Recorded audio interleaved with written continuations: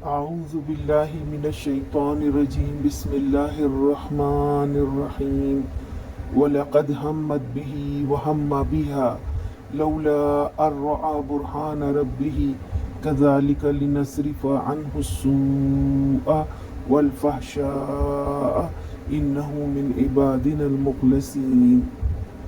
وہ اس کی طرف بڑھی اور یوسف بھی اس کی طرف بڑھتا اگر اپنے رب کی برہان نہ دیکھ لیتا۔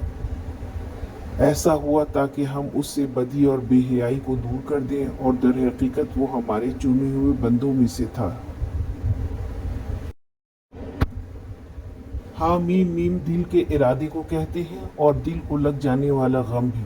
اور ہو سکتا تھا یوسف علیہ السلام اس عورت کی بات میں آ جاتے، مگر فوراً ہی ان کو اللہ کی طرف سے خوف پیدا ہوا، اس گناہ سے کراہیت ہوئی۔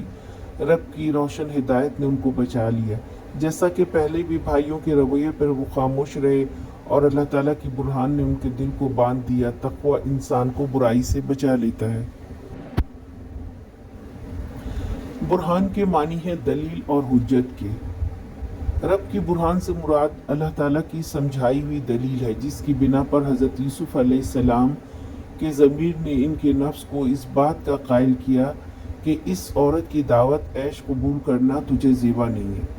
اور وہ دلیل تھی کیا؟ اسے پچھلے فقرے میں بیان کیا جا چکا ہے، یعنی یہ میرے رب نے تو مجھے یہ منزلت بخشی، اور میں ایسا برا کام کروں، ایسے ظالموں کو کبھی فلاح نصیب نہیں ہوا کرتی۔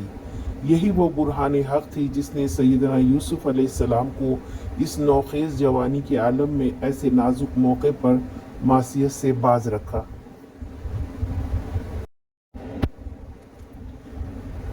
پھر یہ جو فرمایا کہ یوسف بھی اس کی طرف بڑھتا اگر اپنے رب کی برہان نہ دیکھ لیتا، تو اس سے عصمت انبیاء کی حقیقت پر بھی پوری روشنی پڑ جاتی ہے۔ نبی کی معصومیت کے معنی یہ نہیں کہ اس سے گناہ اور لغزش اور خطا کی قوت و استعداد سلب کر لی گئی ہے، حتیٰ کہ گناہ کا صدور اس کے امکان ہی میں نہیں رہا، بلکہ اس کے معنی یہ ہے کہ نبی اگرچہ گناہ کرنے پر قادر ہوتا ہے، لیکن بشریت کی تمام صفات سے متصف ہونے کے باوجود اور جملہ انسانی جذبات، احساسات اور خواہشات رکھتے ہوئے بھی وہ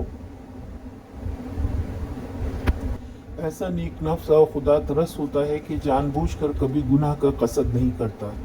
وہ اپنے ضمیر میں اپنے رب کی ایسی زبردست حجتیں اور دلیلیں رکھتا ہے جن کے مقابلے میں خواہش نفس کبھی کامیاب نہیں ہونے پاتی، اور اگر نادانستہ اس سے کوئی لغزش سرزد ہو جائے تو اللہ تعالیٰ فوراً وحی کے ذریعے اس کی اصلاح فرما دیتے ہیں، کیونکہ اس کی لغزش تنہا ایک شخص کی لغزش نہیں ہوتی، ایک پوری امت کی لغزش ہے۔ وہ راہ راست سے بال برابر ہٹ جائے تو دنیا گمراہی میں میلوں دور نکل جائے۔